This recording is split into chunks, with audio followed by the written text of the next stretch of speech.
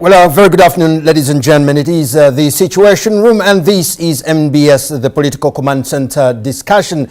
Today is going to center on agriculture as a means to solving the unemployment crisis in Uganda. Statistics I came into contact with do show that we have about 1.2 babies born in this country, and yet our job creation stands at about 8,000, just 8,000. So there must be a need for us to do something. I was looking at the new vision here of February 19, 2014, and I will quote verbatim here. Agriculture sector as the most potentially extensive presents many more than do perceive. Unlike other fields of work, job creation in agriculture can be easier transformed into income generation without demand for much skill. We're talking about becoming middle income by 2020. Is it going to be all? Is it going to be the private sector? Is it going to be government? Of course, government has been very clear. It doesn't have the ability to create as many jobs as it does want to. President said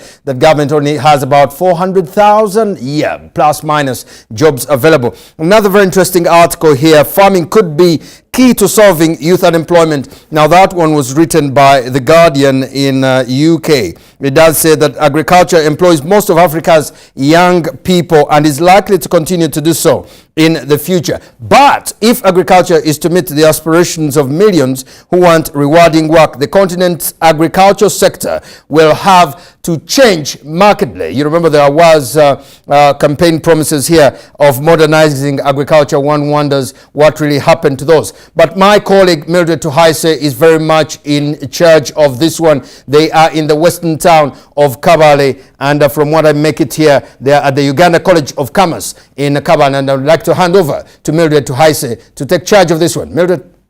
In accounting and finance, which I think is a course on the own, just a very good course offered here, and it is, we get the qualification from Chambago University, we are affiliated to Chambago University, the examination, everything comes from Chambago University. And right now, we are admitting students, and I think the deadline for closure is the 5th June. Those wishing to come and apply for that particular program are free. But all other diploma programs we are on, we are recruiting, and later on, maybe for government, we shall go to job in the second week of August. So I really don't have much say, but I want to emphasize one point about UCC, Kabale in particular, because it is the only Uganda College of Commerce in Western Uganda. And what has it done to Western Uganda? We have made research, and we have found out that if you consider almost all the circles in Western Uganda, a very big percentage which I wouldn't want to mention now, but I can also say it, very high, all those circles are almost manned by students from Uganda College of Commerce.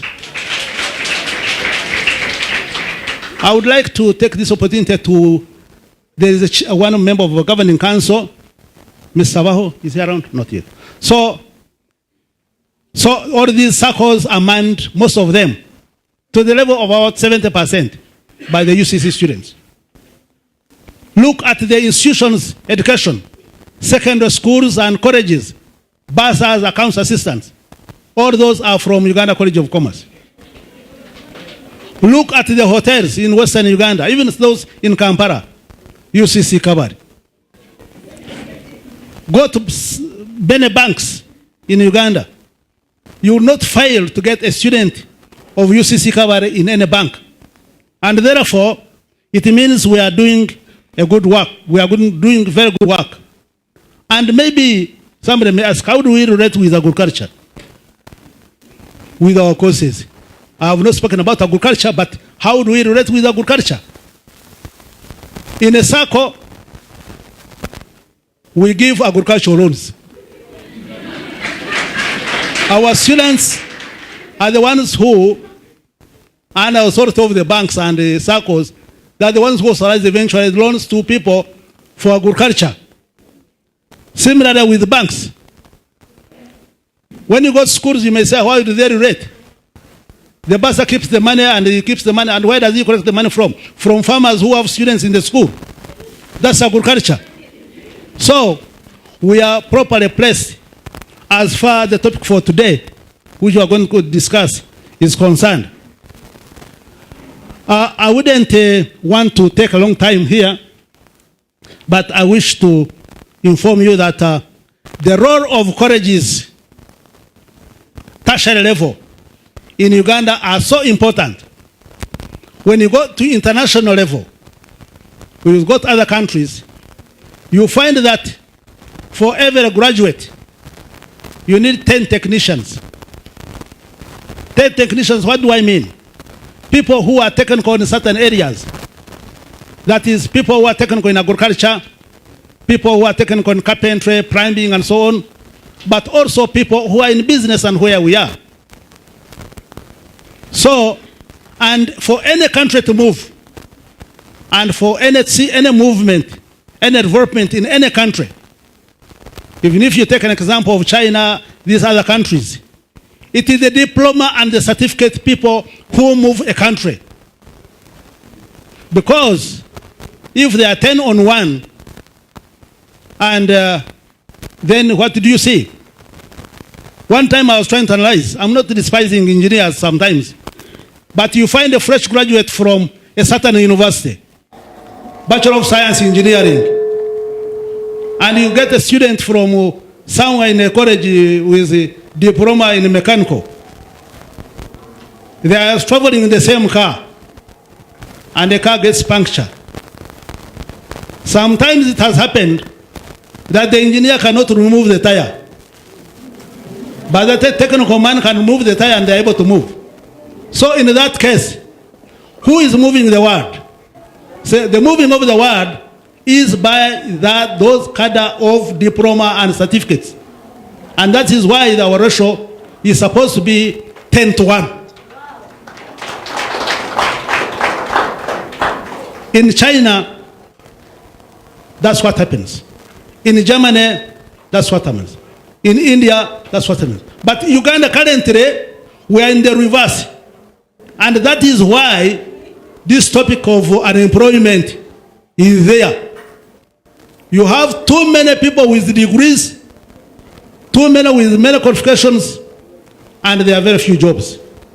And therefore, the government should think seriously on how to boost education at tertiary level so that this country can also move faster.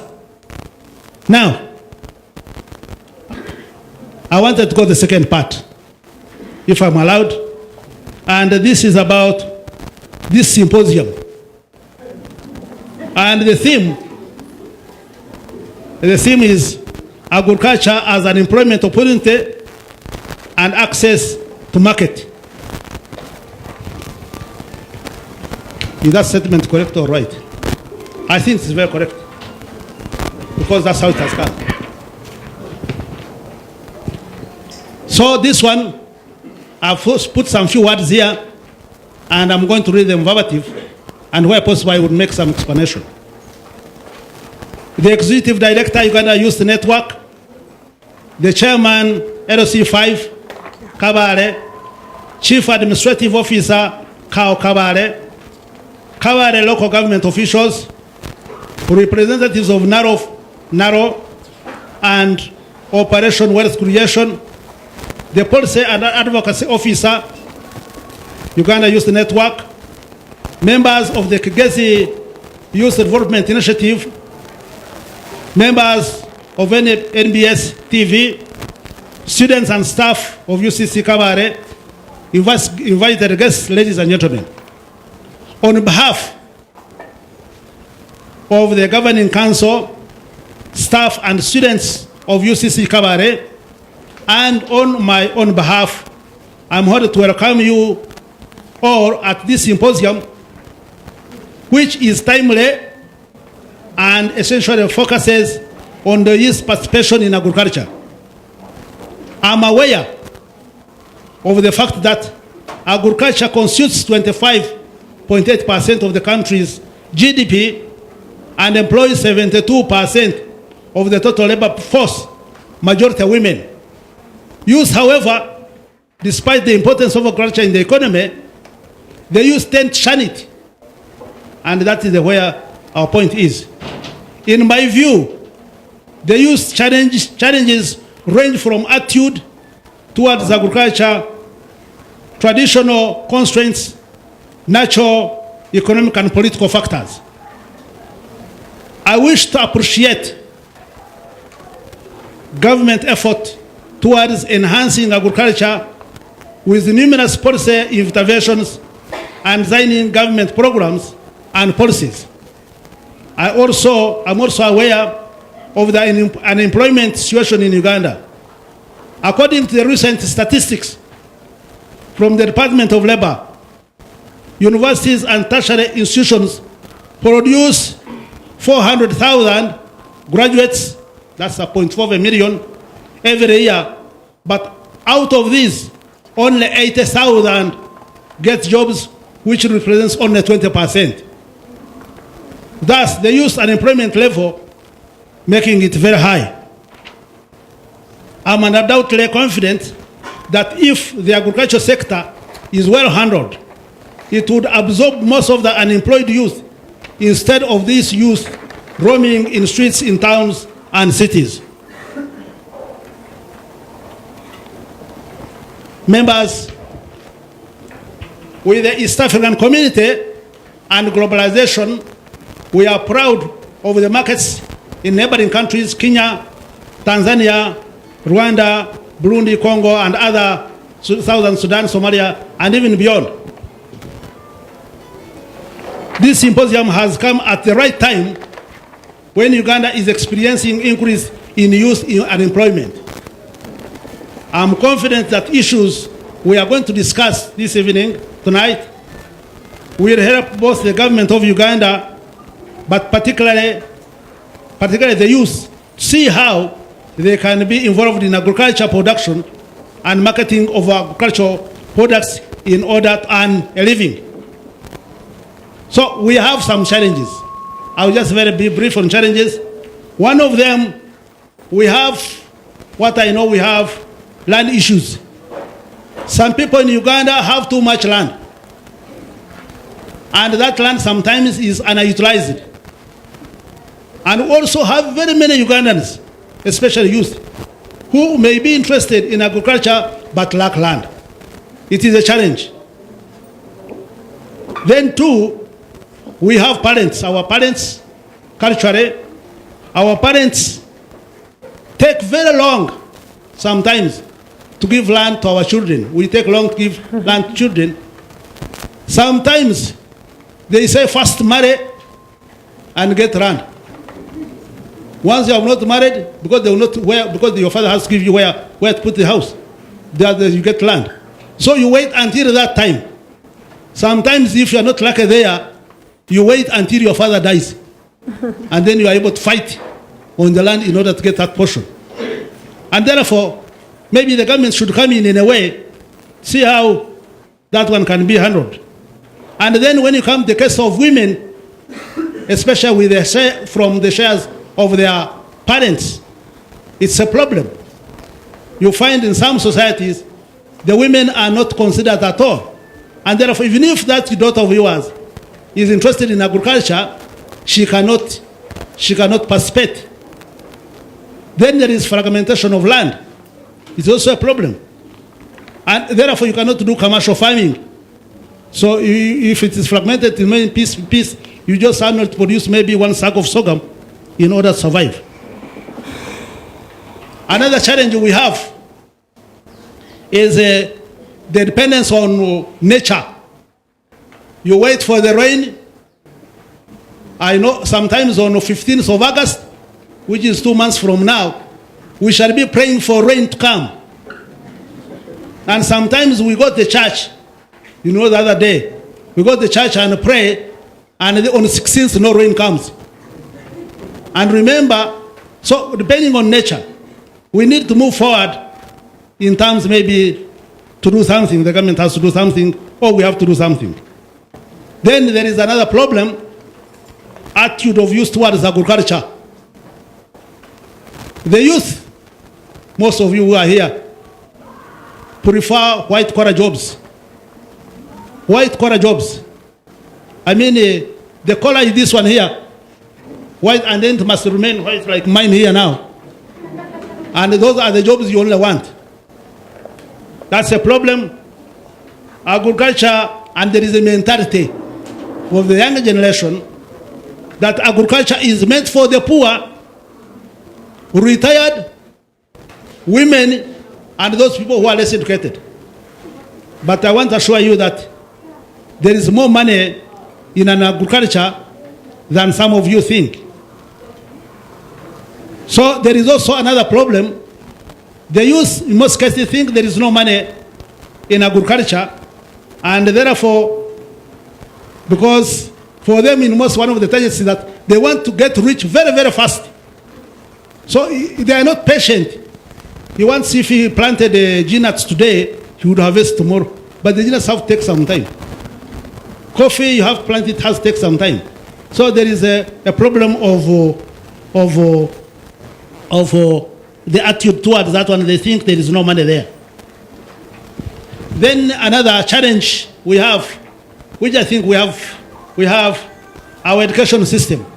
Most of our education system, the curricula, is mainly academic. You know how to calculate 4 + 4 = 8, all those things. But the practical part is not emphasized at lower, especially at lower levels.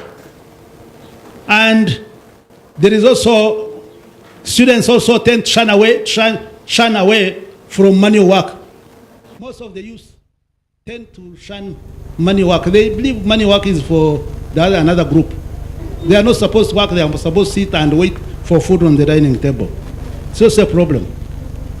And we have also a problem of rural and urban migration. But now when you look at those issues, in brief, what do I recommend? What can I recommend? One, I'm saying government should come up with a policy on land ownership and acquisition, and possibly tax owners of redundant. You find somebody has square kilometers as big as the whole of Kigezi. Why shouldn't you tax him if the land is and people are suffering outside? And maybe by that, if you tax it, maybe some of them would be encouraged or be motivated to maybe sell it or to see how to lease it out, so that the youth can get land and do farming. Parents should be sensitized on issues of traditional thinking in giving away land, say after marriage or waiting for you to die. I think our parents should be sensitized. Who should do it? I think this is why we are here. I think we should do something about that one. Then we should also discourage land fragmentation. Then we should also try to see how we can have large-scale demonstration farms. And I think this can be done by government or big organizations. And also we are looking at a situation where the government should try to enter into negotiations with big landlords to provide land for the youth. It should negotiate with big landlords who want to give away land, and they put up a measure so that the youth can get land. But they must also change the attitude. The attitude must change in order to join that field. Dependence on nature, rain, I think we need to move to irrigation and other methods of using fertilizer and so on. Attitude of youth. We are saying agriculture should be introduced even to children who are 4 years. Yes, a 4-year child, you just get 4 beans. You go 4 beans and you put it in the water and he starts knowing how they germinate. Education system, we need to look more at the curricula.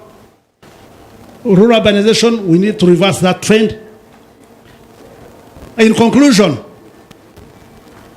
I would like to, first of all, thank you for listening to me. Can you clap for me? And I would then therefore thank the organizers, the Uganda Youth Network, Kigezi Development Initiative, here also, for and for your good audience. And we are promising to join you seriously, and please be with us. With those few words, I thank you very much. Thank you. Thank you very much, Principal of Uganda College of Commerce. He's hinted practically on some of the things that we're going to be talking about. My name is Mildred Tuhaise. I work with NBS Television. And of course, that's a morning breeze. That's Monday to Friday from 6:30 to 9 a.m. and NBS Live at 9 is where you can be able to catch me. 9 p.m., all the information that you need of what's happening in Uganda, you can get it on NBS Television. Our focus today with Uganda Youth Network in partnership with the Center for Policy Analysis, and of course, we're being funded by the Democratic Governance Facility. We are focusing on agriculture. I, for one, I am a farmer.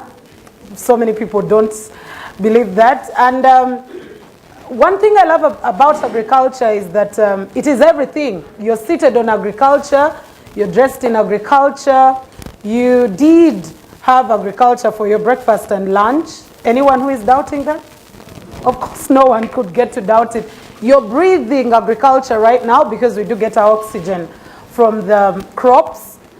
Everything we live and do is almost a greater percentage about agriculture. And this is the very reason why we should be talking about it. If you can't live with agriculture on each and every day, and yet so many people are having a negative attitude, and most especially the youth. Why are we focusing on the youth? Because Uganda's population demographics show that the greater population of Uganda are the youth. And of course, like Isabella did tell you earlier on, our median age is about 16. That means most of the Ugandans are almost below the age of 25. And if we're talking about agriculture, we're not talking about people who are above 60 to come and be a part of this. We're talking about us, the youth, us, the young people, to be involved in agriculture. The principal earlier on talked about interesting children who are even below the age of 4, even 4 years into agriculture. So that's going to be the broader discussion of what we'll be having today. Much later on, we'll be having you have some of the questions to the panelists. On our panel today, we're going to have Dr. Kabagambe Bennett, who is the District Veterinary Officer. You'll just raise your hands. And we will also have Mrs. Businje Winfred, who is the District Community Development Officer. A pleasure having you. We have Mr. Mugisha Crescent, who is youthful, very youthful. He is a startup farmer. Pretty much will get your experience. And also the Executive Director of Kigezi Youth Development Initiative. And finally, we have Miss Agaba Immaculate, I hope. Mrs. Yes, I looked at the left hand and got your title very right. So I think starting off the entire discussion, the principal did mention some of the things that we will be discussing, and we will be expounding them more. I will want to start with Mr. Mugisha Crescent. We know agriculture does provide about 25.8% to our GDP, and we have about 72% of the entire labor force into agriculture, although 63% of those are youth. Most of them are almost there by, would I call it default, or because it's the only option. Probably they can't find a job, but they would rather be employed in the white-collar jobs and have a salaried kind of job. What would attract you as a youth to become a farmer or to join agriculture? Thank you so much. Pleasure. Thank you so much, the viewers and listeners. What would attract me as a young person to join agriculture is what attracted me to join agriculture. And today, I'm here to talk the conscience of young people. Agriculture, when you are in primary, they used to tell us it is the backbone of our economy, of Uganda's economy. And it still partially is, though we are trying to shun away. Agriculture employs 78% of our labor force. Agriculture is what we sit on, like you earlier on said in the introduction, what we eat, what basically provides almost everything that we use essentially. In the first place, what would attract me to join agriculture as a young person is that there are so many opportunities to make one's life better. One, it is one arena or one institution, you join and you're assured that every day you'll earn some money. 2, as a young person, you know, so many people have contributed this country in the name of revolutionaries. As a young person, it is now our turn to get back this field and make our contribution so that our GDP or even improve our competitive advantage with our neighbors in terms of external trade. Agriculture basically is everything, like you said, Mildred, in the introduction. And being a fact that we are not yet mature in terms of the manufacturing sector or the industrial sector or the technical sector, other sectors we are still lagging behind, but we have so many opportunities in agriculture that we can harness as young people to make sure that we earn a living better than we would earn in the white-collar job sector. And to me, that should be the primary initiative of every young person to make sure they have a comfortable life. And secondly, to contribute to society. Okay, maybe for whoever is watching us and the audience that is here, one would love to ask, how did you get to join agriculture? Was it because you couldn't find a job? Was it a passion that you had? Is it something that you had learned earlier on, maybe from your parents? What really caused you to get in there? I had a passion for agriculture right from the beginning. I'd never thought of myself going to look for a job. Okay. I was so much determined to start small, but eventually grow into a big commercial farm. And that is the journey I'm taking now. So, so many people are rowed into this sector because, yes, there is money, but also you have to have the passion so that you can be the best at what you do. So there must be the passion. And that's why earlier on the principal said that agriculture should be introduced to children as young as 4 years so that they grow up with a passion, well knowing that is one of the major sectors that contribute to the well-being of this country. Thank you. All right. Well, that is Kristen who tells us about agriculture for a passion. I know there's so many people who have joined agriculture because probably they failed to get a job and there is land in the bucket. Mrs. Agaba Immaculate, if you're given all the jobs that we do have, white-collar jobs in Uganda, you're probably given an accountant job or a TV presenter or whatever, and you have agriculture on the other side. Is it something that you would pick up, and why would it be so if that is what you would take? Thank you so much, Mildred. I'm Immaculate Agaba, as they have already said. Thank you so much for that question. Me as a young lady, looking at formal employment would be something I would take up first. Okay. But looking at agriculture and the benefits that there are in agriculture, I would go for agriculture. Why? When you are into agriculture, there is no one who is going to force you to go and, for example, water your garden. It is going to be a personal initiative to take care of your gardens. And for me, that gives me life and joy. When you are in formal employment, your bosses come and tell you, do this, you have to do this, you have to be at work by this time, you have to do this, you know?